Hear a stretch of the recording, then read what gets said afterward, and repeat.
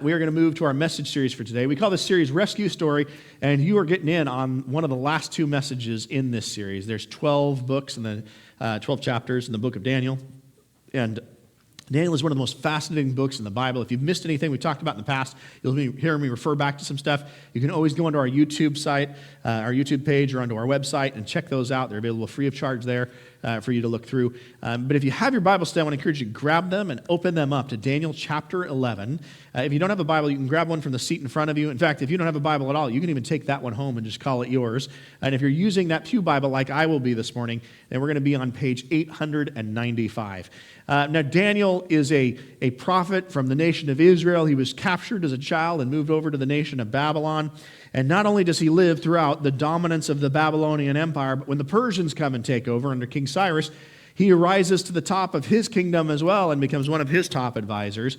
And last week in chapter 10, we saw what was kind of a prequel to what happens today. It sets the scene for what we're reading about in this passage. And Daniel, in one of his several visions that happens in the course of his lifetime, has his final recorded vision. It happens in the third year of King Cyrus. So at this point, Daniel is retired.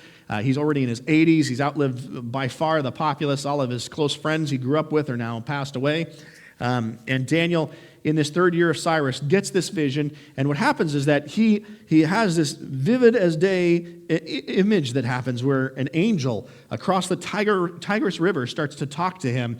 And it seems to be happening in reality. It's not just a dream, but this seems to be a living thing that happens because the men who are with him see some glimpse of what's going on, and they run away in terror. They don't want to stick around for it. But Daniel stays there, and he has this encounter with this angel. And there's several things that happen in the course of that, but among the important things is the angel says to Daniel, I've come to deliver you information that has to do with the history of your people, of the people of Israel. And this is at an interesting point in time where the Israelites have been allowed to go home. They've been able to travel back to Jerusalem and begin to try to rebuild the city, and yet they're having a really hard time in it. And Daniel's been praying and fasting and asking God for guidance about, what do we do about that? How do my people get saved? And how do you move your people, Lord, to be where they need to be? And so God is actually, in our vision today, we're going to actually look at the substance of the vision that Daniel has today. God is going to explain to Daniel what is going to happen from that point in history clear forward until the time that Jesus comes. And he's going to do it from the perspective of the Jewish people, because that's who his intended audience is for this. Explain to them what's coming up on the horizon here. And so we're around the year 540 BC when this vision takes place, and we're going to carry through into history clear up to the time of Jesus is coming. A lot's going to happen. And let me warn you in advance, there's just going to be a lot of history here for us to run through. So I've got a few aids I've given you guys to help you with that process. First, let's look at the chart that I have here. You won't be able to read it on the screen, but the good news for you is it's there in your folder. So if you open up your program, you'll see a copy of this, and this chart is meant to be used as a tool to see what we're going through today. Because as I said, we're going to cover over 400 years of history, and to do that, we're going to have to fasten our seatbelts. We got a lot going on. I'll say as a history nerd, I could have spent the entire sermon on just one or two points of this thing, but we have to parse that down. And so as we do this today, it's going to be a very Reader's Digest version. It's going to be abbreviated. And if you want to look into any of this deeper, I encourage you to. This is all history recorded inside and outside of the Bible. But the fascinating part is, so many people recorded this when it happened, but God has this special thing he does where he told about all this before it ever happened. That's a little more impressive, right? Here's what's going to happen in the next 500 years. By the way, if you were curious, that's what the angel is, this archangel that visits Daniel is sharing with him. And so we're going to go through a lot of that history. I will mention the first two verses we read are going to be not related to what's on this chart. There'll be a prequel to this, and then I'll tell you when we get to the chart. And also say those divisions on the chart that you have, those divisions are actually going to spell out the verse divisions we use up until that last section with the Antiochus Epiphanes. And at that point, we're going to break it up into a few more because it's just such a big section we have to. I also want to just briefly show you guys a map of the area we're talking about. We're going to be talking mostly about the Greek Empire today. Part of what happened during the Persian Empire. But for you to understand it, it'd be helpful to kind of see a visual of what's going on. You don't need to memorize this map. You don't need to remember exactly who's where, but there's some general trends I want you to see. First of all, you'll see that in the Greek Empire, for most of its history, is separated into two chunks. There's the Seleucid Empire in the north, and your Bible's going to refer to it as the king of the north, or the northern empire, and then there's the Ptolemaic Empire to the south, and we're going to hear them as them being the Egyptian Empire or the southern kingdom, and so terms like that will be used to refer to it. And you might wonder, why is one north and south, and why are we referring to them that way? And that's because if you see here, these are competitive empires, this north and south empire, and smack dab in the middle of them, sort of towards the left-hand corner of your screen there, is where Jerusalem is. Right on the border of those two empires. That's where Jerusalem is. And for 400 years of history, those guys are going to be punching each other back and forth, and guess who's going to be right in the middle of those punches? Jerusalem is. Israel's going to be right there in the middle of all of the fighting. And so I want to point out too, the purpose of this book is not to give the entire history of the Greek Empire, though it's going to do most of that. What the purpose of it is to let the people of God know that between now, in the 500s, and then in the zeros, we are going to have a lot of history change, and a lot's going to happen to God's people, and it's giving them a warning of some of the hardships that lie ahead before Jesus Christ, before the Messiah comes and arrives on the scene. So God's people are getting a warning of what's on the horizon, and that should help them as they walk through this. So we're going to go ahead and begin today with verse 2. Last week we covered verse 1 because it was actually part of the previous chapter. I know you might think that's weird. Why is he saying that this isn't there? Isn't that the way God put it? Let me tell you that the chapter and verse breaks that were put in there by monks several hundred years after Jesus' lifetime. So it's not, they are not assigned by God. This word is assigned by God, but the verse divisions aren't. And it was the end of a thought from an angel in the last one. So verse 1 goes with the previous chapter. That said, we're going to start with verse 2.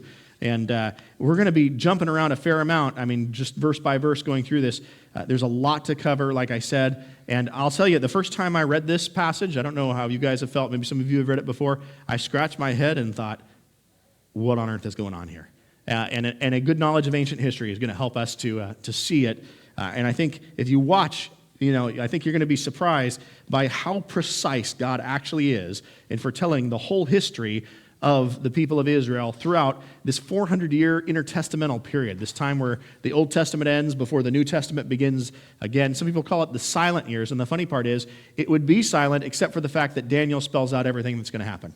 So the Bible talks about it. It just talks about it before it ever happens and spells out all the details. Okay, so let's jump in at verse 2, read that, and then we'll go from there. It says, "Now then I tell you the truth." This is the angel of the Lord speaking. "3 more kings will arise in Persia, and then a fourth who will be far richer than the others. When he has gained power by his wealth, he will stir up everyone against the kingdom of Greece." So the first prophecy, Daniel is living during the reign of King Cyrus, the first Persian emperor that conquers Babylon. And during that reign, this angel comes to him and says, "Listen, Daniel, there's going to be 3 more kings that are coming up in the time ahead, and they're not as important to the narrative. They weren't very strong kings. They didn't accomplish much. But historically, we know this is true. Daniel doesn't know it yet, but he's going to see it. So there's going to be 3 more kings in the time ahead that come on the scene, and then there'll be a fourth one who arises, who's going to be more powerful and have more territory than any Persian king before him." And anybody got any guesses as to who that is? Xerxes, King Xerxes. So the same King Xerxes who Esther marries, this same King Xerxes who Nehemiah interacts with in the Bible, and the same King Xerxes who has the battle of that fights against the Greeks at Thermopylae, the Spartans at Thermopylae. That same King Xerxes. And so we hear he'll rise to power, and they're exactly right. What God says, not surprisingly to Daniel, is exactly right. Xerxes will be more powerful than any king who came before him. He'll be more wealthy than any Persian king who comes before him. He'll have an incredibly decadent empire, and even though he does not increase the size of the Persian empire by as much as what Cyrus does, the overall space held by the empire will hit its maximum point under the leadership of King Xerxes. He'll have territory ranging clear out to India, through all the Middle East and out to India. So impressive land holdings that are coming here. Not quite to India. He'll be just short of that. So Xerxes is going to be here, and we see another detail at the end of that verse about him. that he'll stir up everybody against the kingdom of Greece. This, as I said, is another feature of Xerxes' rule that historically we know about. We see the Battle of the 300 at Thermopylae that's made famous through modern movies, where 300 Spartans holds at bay tens of thousands of Persian soldiers. And then after that, they ultimately lose their military campaign. Later, Xerxes decides to send the biggest fleet of ships that's ever been seen in history over to go invade Greece. In a fury, he's disappointed that he didn't get them the first time, and so he figures, if I couldn't do it by land, I'll do it by water. And somehow a giant hurricane comes up and swallows his entire fleet. They all die, and one historian gives the account of Xerxes out there tearing his cloak off next to the ocean and beating the waves of the ocean with it in a fury when he hears that all of his ships and all of his men and his whole army are now drowned into the bottom of the ocean. And so that's one of the key characteristics of Xerxes. Now, his animosity towards the Greeks, when there comes a strong Greek emperor, is going to paint a target on the back of the Persians. The Greeks are going to decide, you know what? These guys have tried to kill us a bunch of times, and if we're going to deal with anybody, they're going to be the first. And that's what our next verse starts to talk about, what happens next after that. So let's continue on with verses 3 and 4. Then a mighty king will arise, who will rule with great power and do as he pleases. After he has arisen, his empire will be broken up and parceled out toward the four winds of heaven. It will not go to his descendants, nor will it have the power he exercised, because his empire will be uprooted and given to others. Now, this is a reference to Alexander the Great, the first great Greek king, and the only Greek king in history who actually rules over a unified empire. It's fascinating because Alexander, by the age 32, conquers the known world. He's punched down into India. I misspoke before when I said it was Xerxes. It was Alexander. He punches clear down into India, and he takes over the largest standing army at the world that's hosted in Babylon there. So it's incredible what he does in his lifetime. But as you may recall, upon Alexander's death, and at age 32, he's become sick with some sort of stomach ailment. It becomes apparent to his generals he's going to die soon, and they gather around his deathbed, waiting for him to give instruction, and they ask, all right, who do you choose? Who's going to be your successor? Which of us is going to rule in your stead and become the new emperor? And Alexander, rather than choosing one of these generals, says to these four head generals he has, the strongest. That's his instruction to them. And so that's a recipe for war, right? And so here in the passage it says, his kingdom will be scattered to the four winds of heaven. The winds of heaven is often a representative of the Holy Spirit. So the Holy Spirit's going to have four people set aside, four of these generals. They're all going to run to different corners of the empire, own their own territory. But ultimately, two of those generals will knock out the other two, and we're going to end up with that Ptolemaic empire to the south that we saw on the map, and that Seleucid empire to the north. Those are going to be the two groups that are left after Alexander dies. And then it points out it's not going to be to one of his kids. He has a son-in-law who is one of the four generals, but he's one of the first ones to get taken out. So the two people who are there, General Ptolemy and Seleucus, those two guys are the ultimate dominant forces, and neither of them are even related to him. And they're going to set the stage for all of the fighting that we're going to see in the time ahead here. So again, with great specificity, God is spelling out these things and saying what's going to happen. Now let's go to verse 5 and see what happens there. The king of the south will become strong, but one of his commanders will become even stronger than he and will rule his own kingdom with great power. So verse 5 is giving us the general split. We talked about Seleucid and Ptolemy. Ptolemy is going to be in the south there, and he was the head general out of the ones who were there. He had rank. And yet one of his subordinates, Seleucus, he'll create his empire in the north, and he'll have a bigger army and a bigger landholding. And throughout most of history, that northern kingdom is actually going to have more territory and more power than the southern kingdom does, and yet they'll be constantly at each other's throats. So we see the division that happens after Alexander the Great, and they're showing us it's going to be a polar war between two different people, with Israel caught right in the middle of all of that. So let's continue with verse 6. After some years, they will become allies. The daughter of the king of the south will go to the king of the north to make an alliance. But she will not retain her power, and he and his power will not last. In those days, she will be betrayed together with the royal escort and her father and the one who supported her. So this is an interesting historical account. These two kingdoms start to battle with each other, and they're constantly punching into each other, bleeding troops and money and supplies.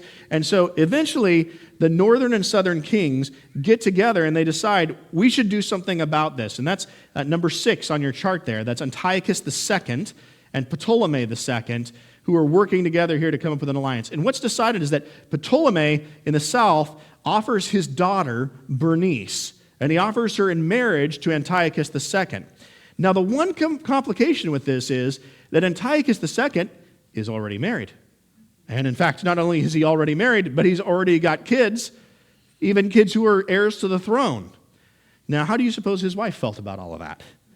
And yet, he goes ahead with it, the idea being, if we can unify through marriage like this, even if I got to divorce my wife and push off my kids and pretend like they don't exist, then we can bring these empires together, we can stop being at war. Maybe we could even unify them and be strong again like we were under Alexander, is the idea behind it. Things go awry, though, because both Bernice and Antiochus II are poisoned by Antiochus' ex-wife. They're killed by them. And so now, talk about a soap opera in the works here, right? Boy, you don't have to look any further than history. So now, Antiochus is dead. He has a kid who's coming in to take over. And soon enough, as we'll see in a moment, Bernice's brother is going to rise to power and become the king of his own kingdom. And so this was a good shot. It was a good idea to try to go for power there, but ultimately it doesn't come to an end. All the people, Bernice and those who are supporting her father, they all lose what they were aiming for through that. So let's continue on then with verses 7 through 9 and see what happens next. One from her family line will arise to take her place. He will attack the forces of the king of the north and enter his fortress. He will fight against them and be vicious. He will also seize their gods, their metal images, and their valuable articles of silver and gold, and carry them off to Egypt. For some years, he will leave the king of the north alone. Then the king of the north will invade the realm of the king of the south, but will retreat to his own country. So this is a direct response to what we already read about with Bernice. So we see Ptolemy III, that fourth line down, he goes ahead and attacks the northern kingdom in a fury because his sister is murdered by these people. They had this goodwill deal they were going to do. Everybody knew what it was when they went into it, but he's furious that his sister has been killed. He's now the king, and so he decides, I'm going to punch through the north and make them pay for this. And make them pay he does. He makes it most of the way through the northern empire, actually drives them out of their kingdom and just to the edges of their empire, nearly destroys them, but stops short of that. And in the process, he carries back vast amounts of wealth, which you see here, it talks about gold and silver and idols that are there, and a bunch of the Egyptian idols that have been captured during a previous battle that have been taken off to this northern kingdom. They're then going to be returned back to Egypt. Now, I looked at historians have recorded the amount of silver and gold that were taken and the number of idols, and I've tried to convert that into modern figures. It's tens of thousands of Egyptian pagan idols that are brought back. But to give you some sense of the amount of money we're working with here, mind you, this is in a poorer time of world history. It's said that Ptolemy carried back with him $4 billion of gold and $644 million worth of silver. Isn't that crazy? So he just drains them of everything they have. An interesting little thing that happens here with Ptolemy III too is that when he goes into invade the north, in the process he takes over Jerusalem. And while he's in Jerusalem, he decides that he would like to see the inside of the Holy of Holies in the temple. Now, for those of you who aren't aware, the Holy of Holies is the innermost place in the temple. Only one person is allowed to go in there once a year, the high priest or somebody drawn by lots later in time. And they have to make sure they're really squared away because God may strike them down just for doing that. And yet, Ptolemy III decides, I don't really care about that. I don't believe any of it. And it's recorded by an outside historian. He tries to walk into the temple, and when he does, he's actually struck with violent seizures before he gets through the doorway, falls to the ground, and he decides after that, I guess I don't care what's inside there. We'll just leave it be. Whatever it is, it's scary, so it can stay there. And so it's fascinating. Now, a neat aspect of that is actually that this person, by doing this, is actually trying, in effect, to rewrite the course of history. God's already said in a previous chapter of Daniel that Antiochus Epiphanes, the very last guy on the left side of your chart there, that he'll be the first one to do this, to desecrate the temple. And so, had Ptolemy done it, he would have actually made a liar out of God. And that's interesting. Not only is there the danger of going and being flippant to God that way, but it would have made what God said inaccurate. And so now, instead, he stopped by doing it and continues on with his journey. So, let's see here. So let's continue on then with verses 10 through 14. Oh, I'm sorry. Before we go forward, I should just mention that final verse in the last section. It points out that the king of the north, in retaliation, after he recovers his empire and the southern kingdom leaves with all the gold and treasure, that a decade or so later, he tries to punch in and attack the southern kingdom, but he ends up having to run home with his tail between his legs. Yet again, like another thing we see recorded inside and outside of the Bible, it's fascinating how God is just laying out all of this stuff very specifically for us and giving us a sense of the flow of all of this history. So, verse 10. His sons will prepare for war and assemble a great army, which will sweep like an irresistible flood and carry battle as far as his fortress. Then the king of the south will march out in a rage and fight against the king of the north, who will raise up a large army but will be defeated. When the army is carried off, the king of the south will be filled with pride and will slaughter many thousands, yet he will not remain triumphant. For the king of the north will muster another army larger than the first, and after several years he will advance with a huge army fully equipped. In those times many will rise against the king of the south. Those who are violent among your own people will rebel in fulfillment of the vision, but without success. So a lot happens here, and there are very specific battles being cited in the course of this, but what's important for you to understand is, the king of the north invades the south, and the king of the south invades the north, and back and forth, and back and forth, and back and forth. That's what you need to see. And for the Jewish people, yet again, as we talked about, they're in the middle of all this. Every time bodies are hitting the floor, their bodies are among them.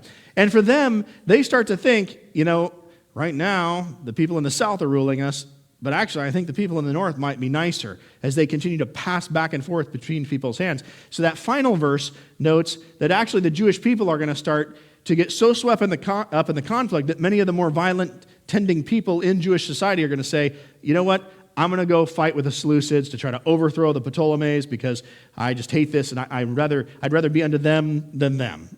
And so in fulfillment of God's prophecy, this in fact happens. Jewish people start to throw in with one side or the other. And as you can imagine, if you're the losing king at that moment, say you're the king of the north and you're losing, you're probably going to go to those people in Jerusalem right on the border of where the fighting's happening and say, hey, just remember, guys, if you team up with me, I'm going to treat you great. If I take back over your territory, life will be good. And you'll be less like a slave and more like a loved servant, And so they're giving these promises, and the people of Israel are being pulled back and forth in the sway of this warfare.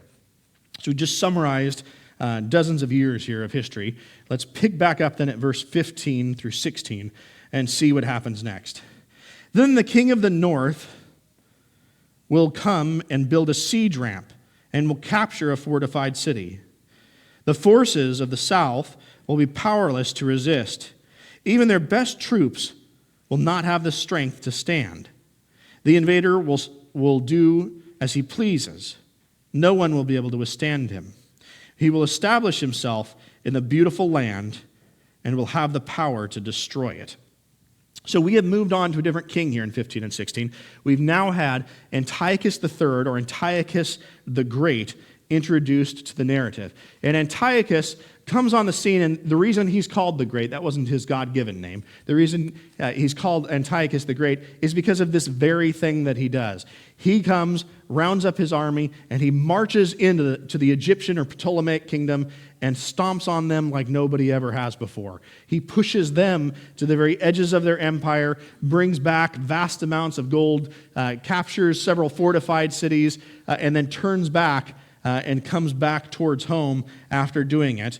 And after he does that, as he comes back, he goes and he conquers Israel itself and takes possession of that. In doing so, he collects a bunch of the sacred artifacts from inside the temple, takes those away with him, robs the temple of a bunch of its gold, and then moves on. So now they've fallen into his camp.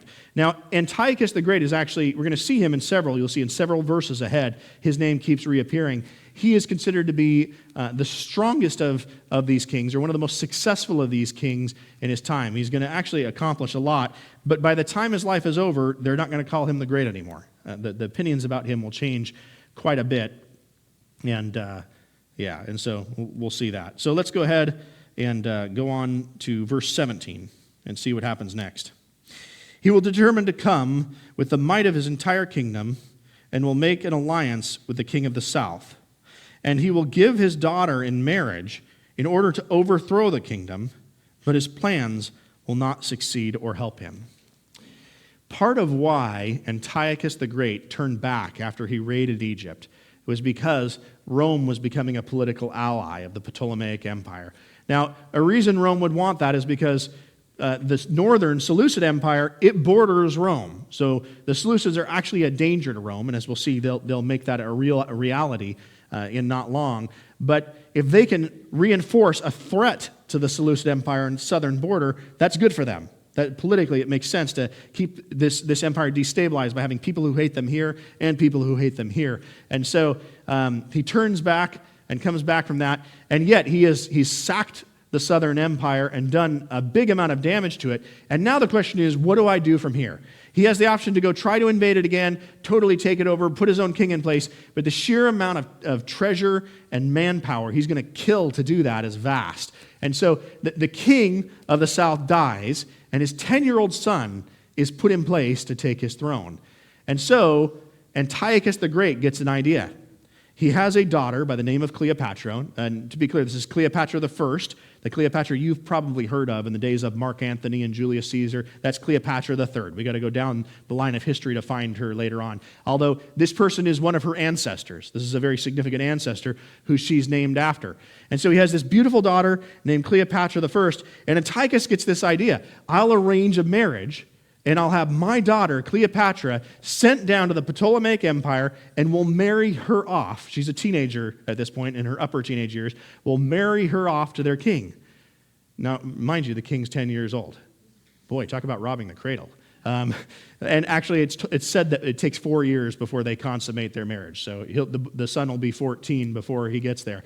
Now, in a humorous twist, the passage here says it doesn't work out for Antiochus the Great, that this all fails. And the reason it does that is because his daughter, in a strange act of rebellion, goes ahead and falls in love with this guy that her dad arranged a marriage with, and actually becomes deeply rooted and connected with him, is devoted to him, and also is devoted to an alliance with Rome. And so she rebels and actually helps stir up war against her own father. What a weird way to rebel as a teenager. You think about that for a second. I wish my daughters would rebel against me by falling in love with the men I choose for them to marry. Wouldn't that be handy? That would be, in terms of things you could do to rebel, it's not the worst thing.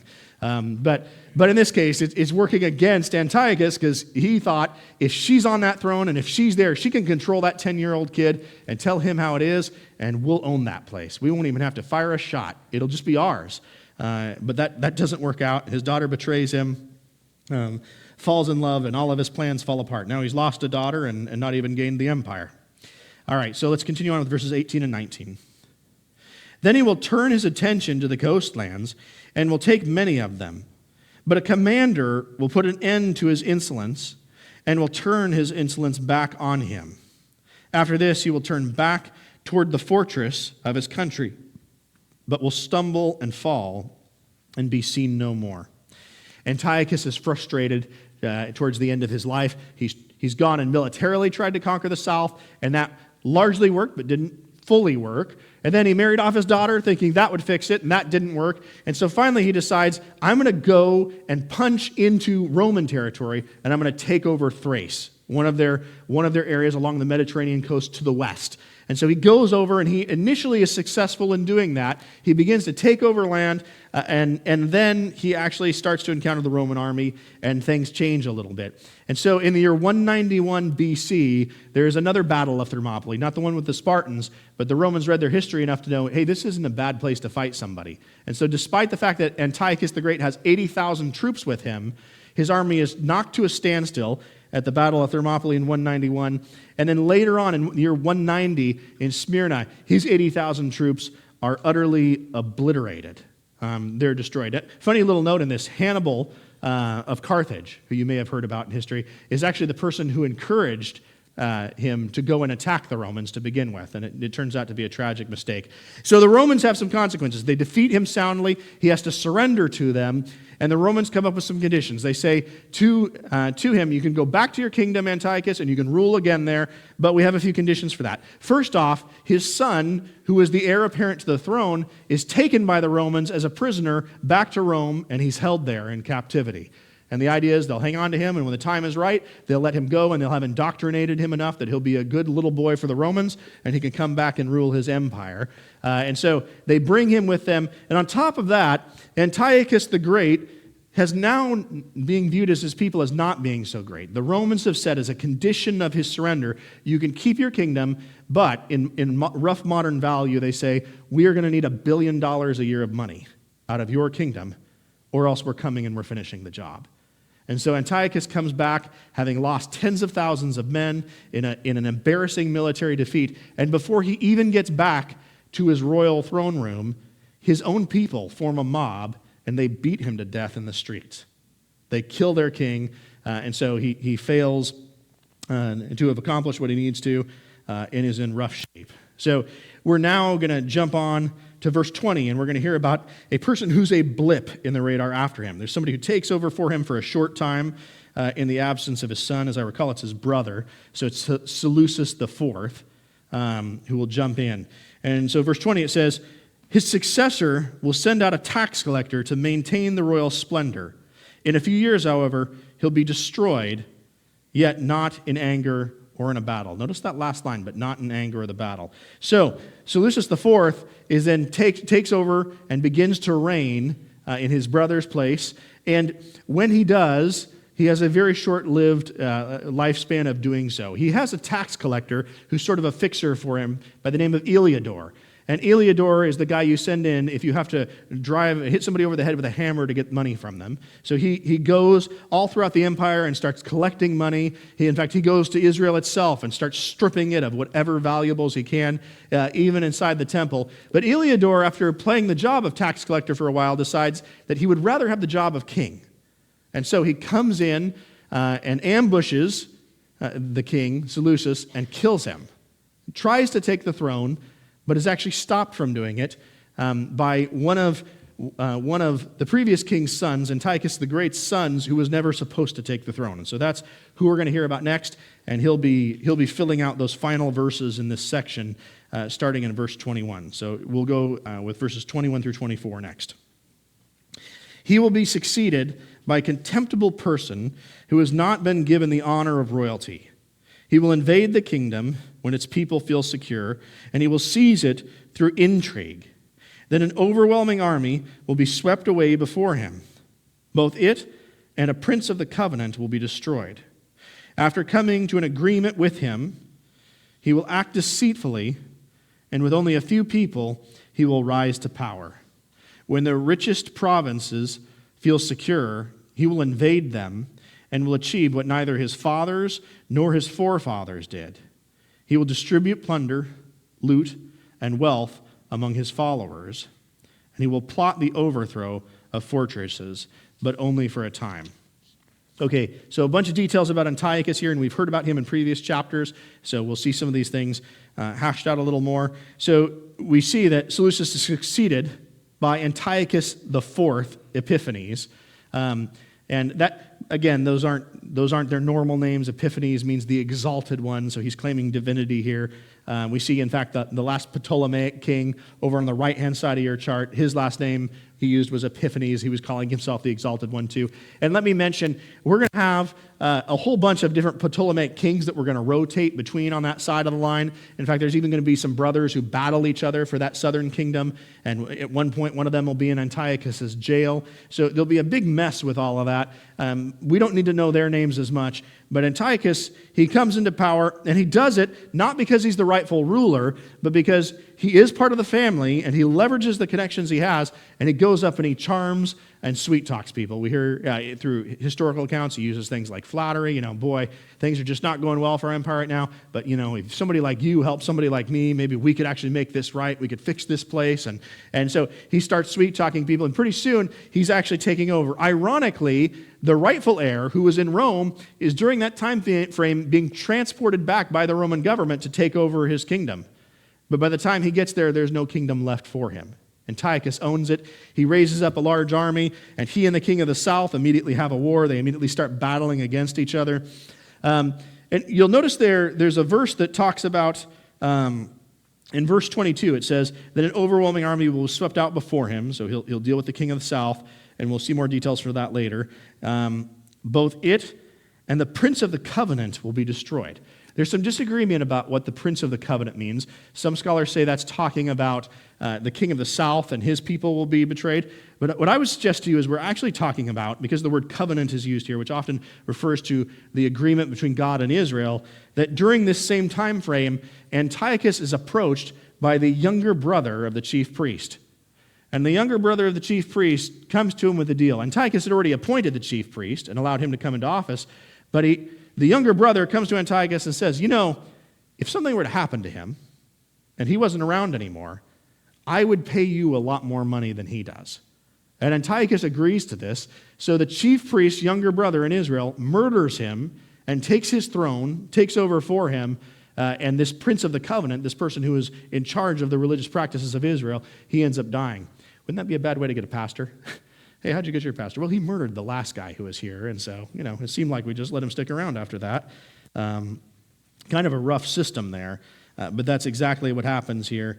He's going to act perpetually deceitfully. You see there that they'll say he's acting deceitfully. In verse 24, it talks about how the richest provinces in Egypt that haven't been taken over before, he's going to actually invade them and do what his fathers couldn't do. He'll conquer territory that hadn't been conquered in Egypt before and be successful at it. But ultimately, his success there only lasts for a short time, and he'll have to flee back home and regroup. Okay, so verses 25 through 28. Let's continue with that. With a large army, he will stir up his strength and courage against the king of the south. The king of the south will wage war with a large and very powerful army, but he will not be able to stand because of the plots devised against him. Those who eat from the king's provisions will try to destroy him. His army will be swept away, and many will fall in battle. The two kings, with their hearts bent on evil, will sit at the same table with each other, but to no avail, because an end will still come at the appointed time. The king of the north will return to his own country with great wealth, but his heart will be set against the holy covenant. He will take action against it and then return to his own country. So again, a bunch of things happening here. But to begin with, we see basically we're spelling out that first battle that happens between the north and south under Antiochus. And you read there that the advisors of the king will destroy him. What goes on is that the king, King Ptolemy in the south, is told by his advisors, Antiochus isn't as strong as everybody says. We can totally deal with that guy. You should go attack him, and we can sort this out. And so they go and attack Antiochus. It doesn't work out at all, though. He ends up having a massive battle with them. They go head-to-head, and Antiochus Epiphanes punches down into the southern kingdom, sacks a bunch of it. At one point in verse 27, it talks about subsequent to that battle, the two men sit down together and they talk about how we need to make a peace treaty. We need to end all this. We've lost tens of thousands of men each in just in the last handful of years. Why don't we come to an agreement? But both of them we see here are liars. What they talk about, we see historically this did happen. What they talk about, it never comes to fruition because both of them are just looking for an angle to go ahead and defeat the other and take them out. In verse 28, it says the king of the north will return to his own country with great wealth. So he ends up financially succeeding to this, but his heart will be set against the holy covenant. Again, this term covenant, this is a reference to the Israelites. And what actually happens is that during this war, the Israelites think, since Antiochus is having such a hard time down south, this is our chance to rebel. We can overthrow the control that the Greeks have of us here and be on our own. Antiochus comes in with his army knowing this, and it's recorded by several historians what happens, Herodotus being one of the most famous ones. He accounts that before Antiochus gets to Jerusalem, he tells his soldiers, when you get in there Any man, woman, or child you see, I don't care who they are, what age they are, there is no such thing as a non-combatant. Anyone you run across, kill them. Just slaughter them. And so in the initial battle that happens there, he murders over 40,000 men, women, and children, most of whom are civilians. And he just kills them outright. And then he captures another 40,000 and takes them and sells them off as slaves. So 80,000 people are removed from the population of Israel in a short round because of that rebellion that happened. So he is set against the covenant. All right, 29 and 30. At the appointed time, he will invade the south again, but this time the outcome will be different from what it was before.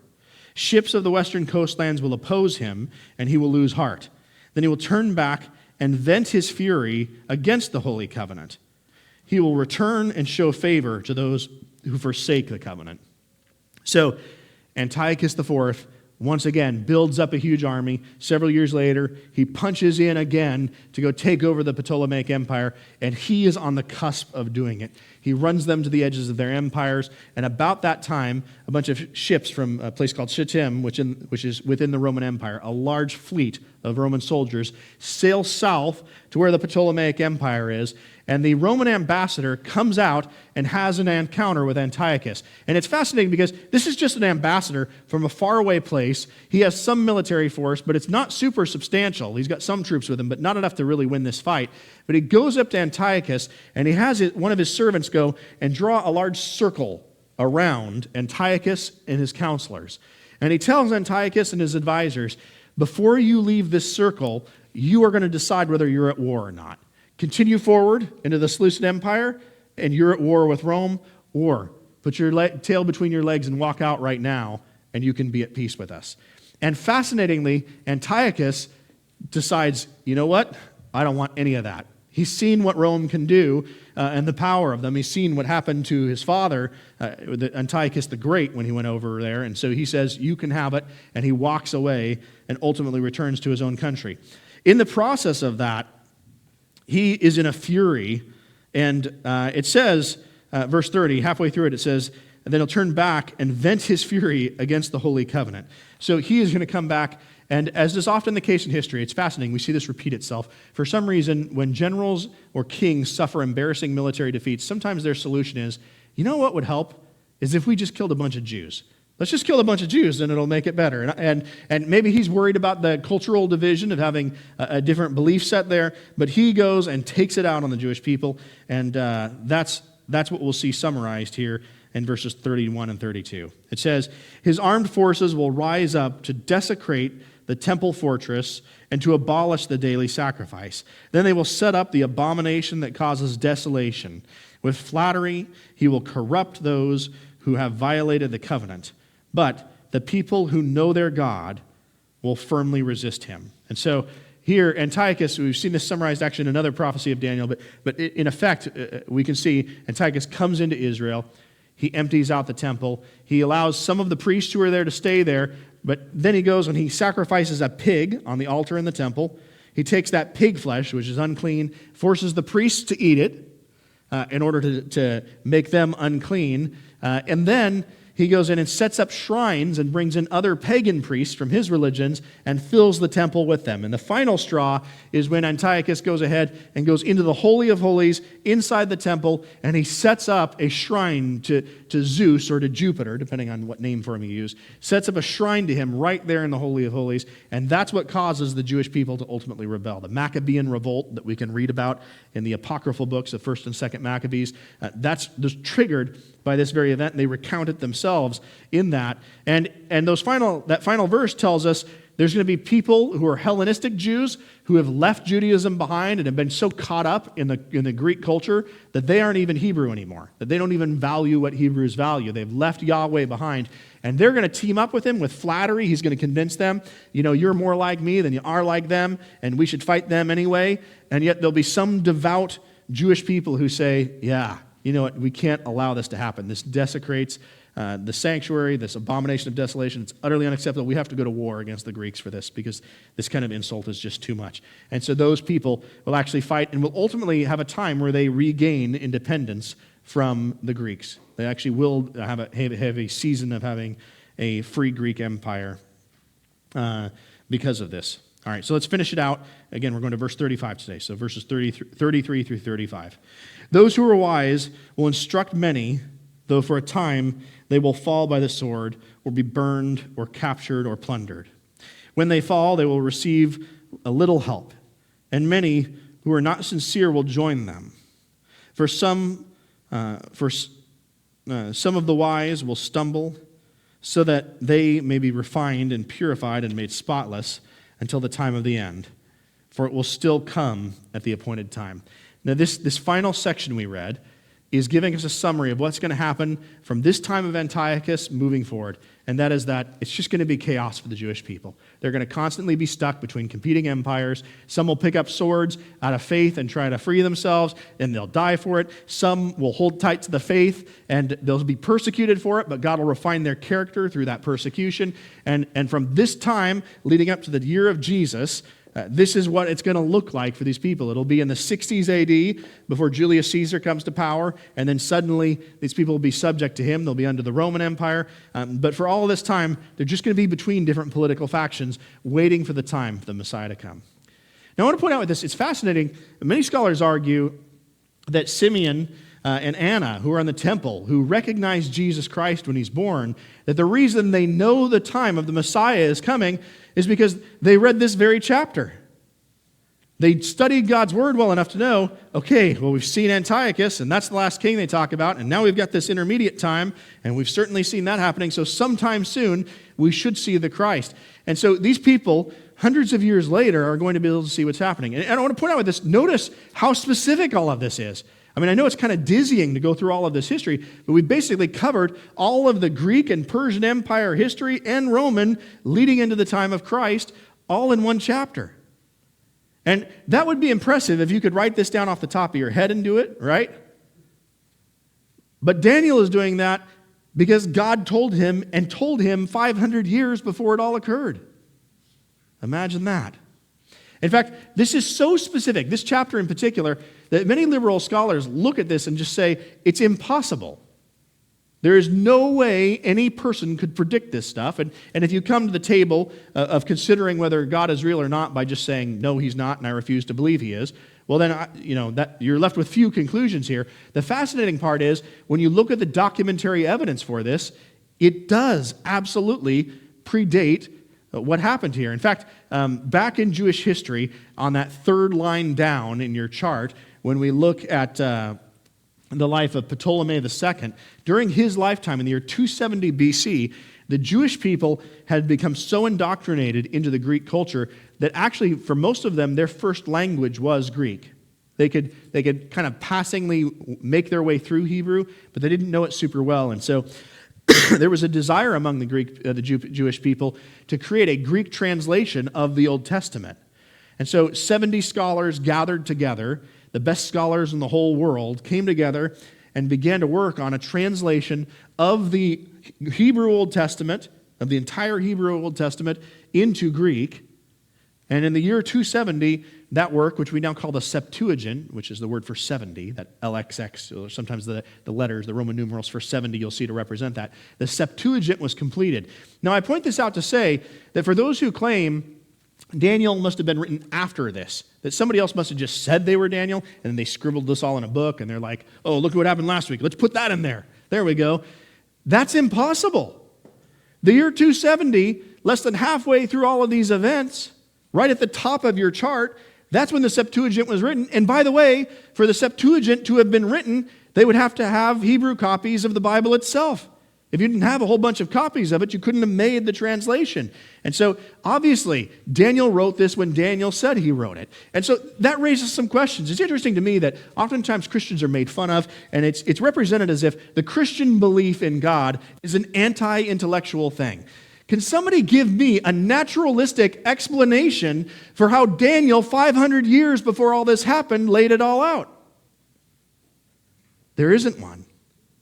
There isn't one. There is no other book on earth where specific details like this are laid out hundreds and many times thousands of years before the events occur. This was very specific. You could see who Cleopatra is in the narrative. You could see who Bernice is in the narrative. You could see each of these battles, everything, tit for tat, back and forth. And if you want to go into more detail on that, there's a commentary by a man named J. Rogers that covers in about 500 pages every historical event that's happening during this time and how it all fits into the narrative. Like I said, we have barely touched the surface, but you can go much deeper and see everything God said is exactly what occurred. I point this out to say, in a culture that's increasingly hostile towards Christianity, that increasingly thinks that you're you're mentally off tilt if you believe these things, that there's actually incredible evidence for believing what God says. This didn't happen by accident. If you asked me who is going to be president 20 years from now, I wouldn't even know who'd be running, let alone for the next 500 years who's going to hold these positions. And yet God lays all that out. God has the power to do it. You're reading the middle of the book, but he's already finished it. He knows how it ends. You're living in the middle of it right now, but he knows how it ends. And I tell you this to say today, I hope that you will take faith as other people did before you. They read what Daniel said and they trusted in it. They knew God's promises were true. Well, you've got promises from God as well about the deliverance you can have through Jesus Christ. And those promises hold no less weight. If God can do that hundreds of years out, he can finish the work he started in you through Jesus Christ. And I think sometimes we feel like we're made fun of and we're put down for that, but there's no rational explanation other than God for how these things happen. It just doesn't make sense. So we can trust in that. At this point, I'm going to call forward Michael Royer.